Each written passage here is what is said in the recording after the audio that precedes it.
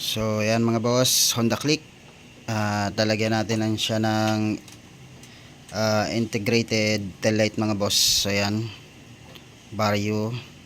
So accessories to ng Honda Click mga boss. So yan ang kakalabasan ng tail light niyan mga boss. So may controller din siya para pwede nating i-back to stock. So ito yung laman niya. Ayan. So ito yung mga wiring, may socket na rin yan. Tapos ito yung pinaka controller niya mga boss. So yan, yung maliit na itim na yan. So yan yung control niya. Tapos left and right ng signal light. So ito. So yan yung itsura niya mga boss. At yan na, pinabaklas na natin. Okay. So simulan na natin yan mga boss.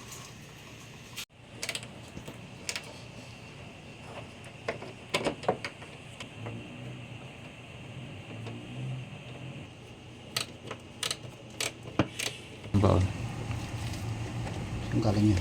Dito yan sa ano. Sino?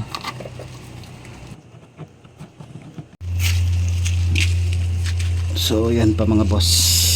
Itong ano dito. Yan, tornilyo na yan. Kabilaan. Okay.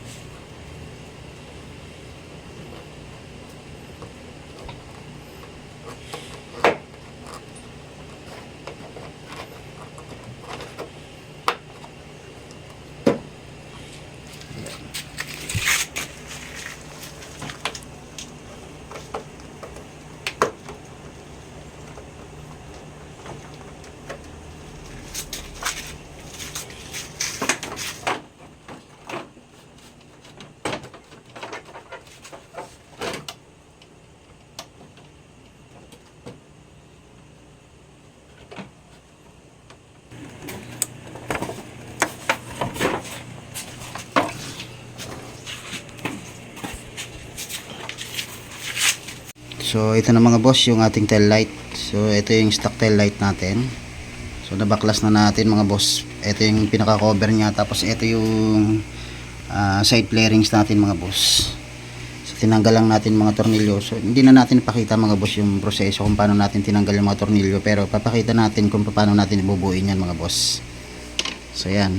So makikita natin dito na pinapasok talaga ng dumi itong part na to mga boss ng ating tail light. So yan o. So tabi lang natin to mga boss. So yan.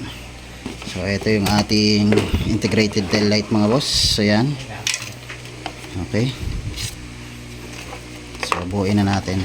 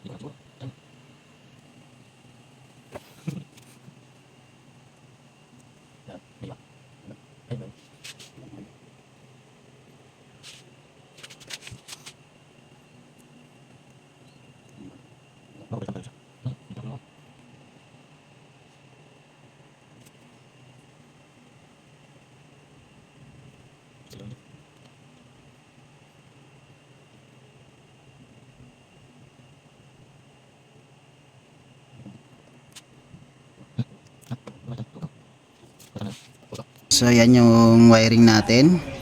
So dito mga boss, meron siyang bali apat na wire, left and right. So yung sa right natin mga boss, meron siyang green at light blue. So yan yung para sa kanan mga boss. Ito yung positive supply ng kanan. So itong wire na to na light blue.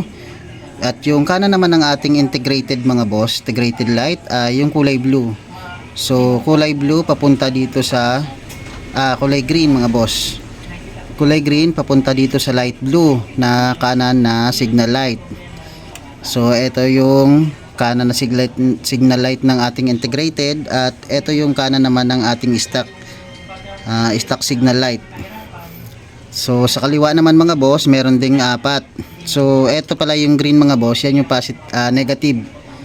negative supply ng ating signal light. So dito sa kabila meron ding dalawa. So green, syempre yan ay papunta naman sa ating negative.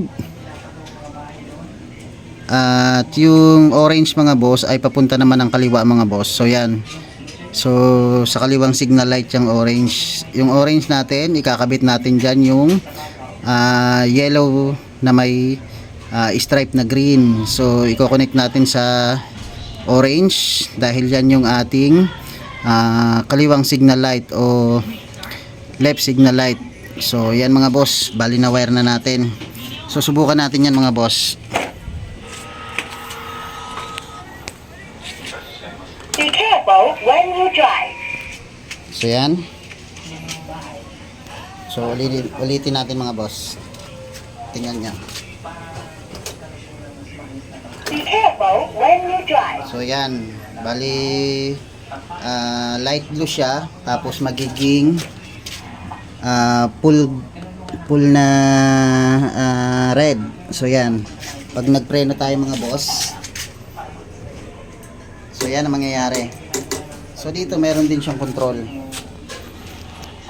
So meron tayong control dito. So ito yung ating pinaka-control mga boss. So yan. Bali susunod hahabaan natin tong control natin mga boss dahil wala pa tayong wiring para dito.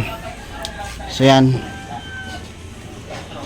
So naging blue siya mga boss. So pag pinindot natin itong control na to, ang mangyayari, so yan magiging green. Sunod na pindot violet, at sunod na pindot mga boss blue. So sky blue, green, yun yung parang rainbow. So next, so yan, medyo bumagal yung kanyang integrated. So rainbow pa rin. Tapos parang nagra-running light siya mga boss. So yan, next. So yun, running light pa rin style. Ay isa-isahin niya yung kulay mga boss. So yan.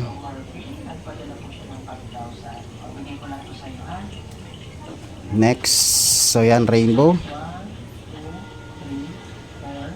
Stuck na. So yan, back to normal tayo mga boss. So yan yung mga kulay na pwede niyang ibigay mga boss sa ating tail light.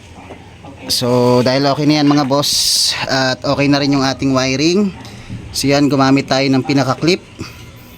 So nilagyan lang natin siya ng hiwa dyan, tapos pinakain lang natin yung pinaka-connection dito sa loob mga boss. At meron tayong terminal dito. So yan. So sunod, pag okay na yan mga boss, i-close na natin to para safe na yung ating wiring at hindi sa pasukin mga boss ng dumi.